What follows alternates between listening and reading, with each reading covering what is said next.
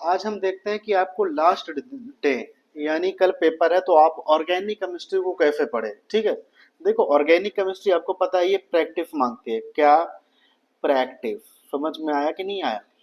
चलिए, आपको जितना प्रैक्टिस करना था कर लिए। आपको पढ़ना किससे है? एनसीईआरटी से पढ़ना है कि मॉड्यूल से पढ़ना है? जो भी आप जहां से मतलब पढ़ रहे हो, आपका सबसे अच्छा वही रहेगा कि अगर जो आपने पूरे साल एनसीईआरटी पढ़ा है तो फिर एनसीईआरटी पढ़ो। अगर जो आपने मॉड्यूल पढ़ा है तो मॉड्यूल ही पढ़ो, फिर एनसीईआरटी को टच मत करो एक दिन के लिए। पता है ना कि आपने मॉड्यूल पढ़ा, अब एनसीईआरटी पढ़ोगे, कंफ्यूजन क्रिएट होगा। क्या? कंफ्यूजन। तो उस चीजें से बचिए। आपके पूरे क्वेश्चन मॉड्यूल से भी आते हैं। तो आपका जो एनसीईआरटी है, देखो मैं ये नहीं कहता कोई भी कोचिंग खराब है या सही है, पर इतना मैं 100% कहता हूँ कि कोई भी कोचिंग ओपन किया है तो इतना तो उसमें क्षमता है कि आपका रैंक भले ना लाए, पर आपका क्वालिफाई कर दे। यानी नीट जो है क्वालिफाई क्वालिफाई करा दे। समझ में आया? तो हमें क्या करना है? प्रैक्टिस करना है। दूसरा, लास्ट टाइम पे हमें एनसीईआरटी या मॉड्यूल में किसे चूज करना है? जो आपने पूरे टाइम पढ़ा हो। ठीक है। तीसरी बात आती है कि क्वेश्चन कैसे आते हैं। यहाँ पे क्वेश्चन आपके आएंगे जैसे पिछले बार की बताया, पिछले बार नहीं, हमेशा की बात बताते हैं। क्वेश्चन वो आपसे पूछेगा, इधर आपको पता है कि जैसे आरसीएल दे दिया, ठीक है, यहाँ पे दे दिया एनएओएच दे दिया, कुछ भी दे दिया। अब यहाँ पे पता है आपको प्रोडक्ट बनेगा और बाई प्रोडक्ट बनेगा। यहाँ पे कोई ना कोई कैटलिस्ट होगा। समझ में आया कि नहीं आया?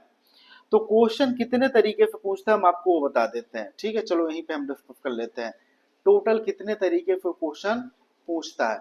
चलिए, पहला सबसे जो फेमस तरीका है उसका, जैसे इसने ऐसे क्वेश्चन लिख दिया, ठीक है, यानी ओएच दे दिया।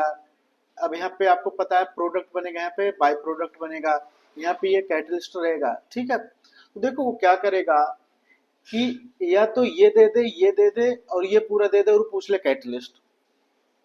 दूसरा क्या करेगा कि वो ये दे दे, ये पूछ ले। समझ में आया? यानी इन चारों में से कोई एक दे दे, कोई दो देगा। वो आपको पहचानना है कि वो रिएक्शन कौन, प्रोसीड करना है। समझ में आया? चलिए, दूसरा बात वो क्या पूछता है, इन्हीं का ऐसे ही क्वेश्चन देगा और उनका आईयूपीएफई नेम नीचे लिख देगा। अगर जो आपको आईयूपीएफई चैप्टर आता है तो आपके लिए अच्छा है, बेस्ट है। ठीक है, नहीं तो आप हमारे यहीं पे इसके डिस्क्रिप्शन के लिंक में हम दे देंगे, आप वो पूरा ए टू जेड आईयूपीएफई नेम देख सकते हो। पर मैं फिर से बोलूंगा, आज नहीं, क्योंकि तुम अगर जो इतने दिन नहीं किए तो आज बिल्कुल नहीं। ठीक है, फिर कभी। चलिए, तीसरा सबसे बेस्ट ये रहेगा कि आप हाईलाइट जो होते हैं, देखो किनको पढ़ के जाओ, हाईलाइटेड एरिया। हाईलाइटेड एरिया यानी नेमिंग रिएक्शन। नेमिंग रिएक्शन पे ज्यादातर क्वेश्चन पूछ लेगा रिएजेंट देकर। ठीक है, जैसे ये है आपके aldol condensation, Cannizzaro reaction, Friedel Crafts reaction, HVZ reaction.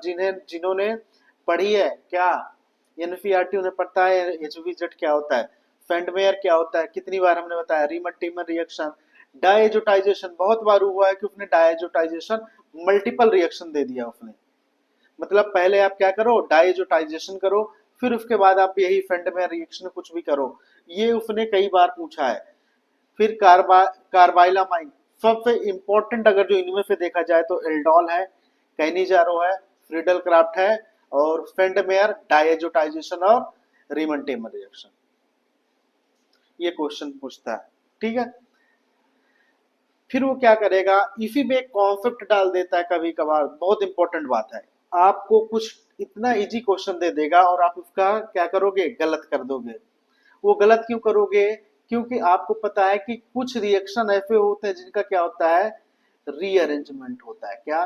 Rearrangement. अब आपको हम बताते कि रीअरेंजमेंट कैसे पहचानो। ठीक है, तुम्हें जो भी तुम्हारे फन ने पढ़ाया कि नहीं पढ़ा, हमें कुछ सॉल्वेंट होते हैं। क्या? सॉल्वेंट के थ्रू आप पता कर सकते हो कि क्या किसका रीअरेंजमेंट होगा कि नहीं होगा। यानी अगर जो जाहिर सी बात है, अगर जो स्टेबल ही नहीं है कार्बोकेटायन की स्टेबिलिटी ज्यादा होती है किसमें, 3 degree, then 2 degree, then 1 degree.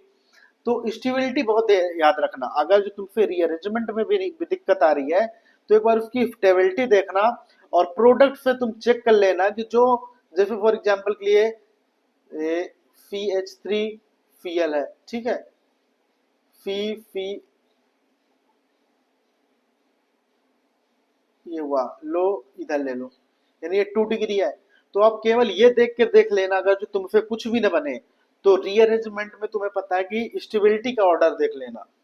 Stability का ऑर्डर ये देखो, हमने आपको बताए थे जीओफी में स्टेबिलिटी का ऑर्डर, स्टेबिलिटी के ऑर्डर से तुम्हें एफडी का और बेसिक फिटी पता चल जाएगी, ठीक है। तो आपको ये करना है, रीअरेंजमेंट जरूर देखना, कोई भी रिएक्शन पे क्लिक करने से पहले आप रीअरेंजमेंट जरूर देख लेना कि उसका रीअरेंजमेंट होगा कि नहीं होगा, ठीक है। फिर कुछ क्वेश्चन बहुत इजी होते हैं, टेस्ट, जैसे टेस्ट फॉर अनसैचुरेशन हो गया, ये देख लेना। दूसरा टेस्ट फॉर, एक अनसैचुरेशन हो गया, टेस्ट फॉर अल्कोहल हो गया, ठीक है। तो सबसे इंपॉर्टेंट क्या क्या है, एक अल्कोहल का टेस्ट, दूसरा आप क्या क्या बोलते हैं अनसैचुरेशन। आपको ये भी देखना है कि बेयर रिएजेंट किसे कहते हैं, जो फेमस नेम है ना रिएजेंट के, वो देख लेना कि बेयर रिएजेंट वगैरह किसे कहते हैं। Test for amine, test for amine, ये सब चीजें आपको बहुत अच्छे से वहां पे देखनी है, ठीक है, कोई दिक्कत नहीं, समझ में आया।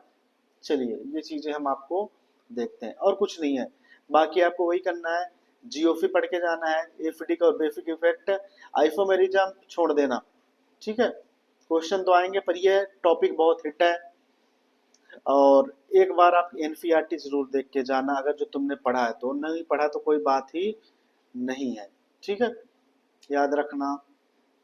चलो, तो टेस्ट जरूर है, टेस्ट पढ़ के जाना, और रिएक्शन लास्ट में क्या करना, फ्लैश कार्ड बनना होगा, फ्लैश कार्ड मतलब एक पेज में पूरे रिएक्शन लिख लेना, और नहीं लिखे हो तो ये लिख लेना जरूर, ठीक है। चलिए।